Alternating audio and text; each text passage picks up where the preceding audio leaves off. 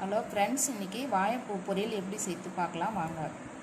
இப்போ இந்த மாதிரி க்ளீன் பண்ணி எடுத்துக்கணும். இப்போ இதெல்லாம் க்ளீன் பண்ணுது, இதெல்லாம் பொரியலுக்கு இது மாதிரி எடுத்துடணும். இந்த வாழைப்பூவை நல்லா பொடியாக அரிஞ்சிட்டு தண்ணி ஊற்றி நல்லா வாஷ் பண்ணிவிட்டு ஃபில்டரில் வடிகட்டி வச்சுக்கணும். ஆயில் விட்டுக்கலாம் வாழைப்பூ பொரியலுக்கு.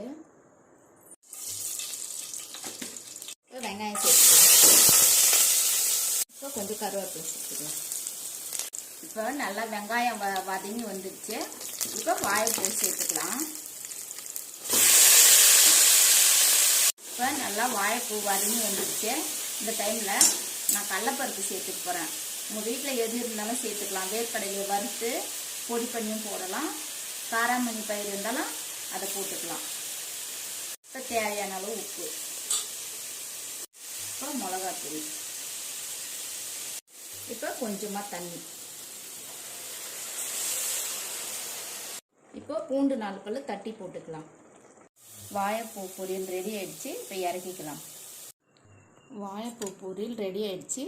நீங்களும் உங்கள் வீட்டில் செஞ்சு சாப்பிட்டு பார்த்துட்டு பிடிச்சிருந்தா லைக் பண்ணுங்கள், ஷேர் பண்ணுங்கள், கமெண்ட் பண்ணுங்கள் ஃப்ரெண்ட்ஸ்.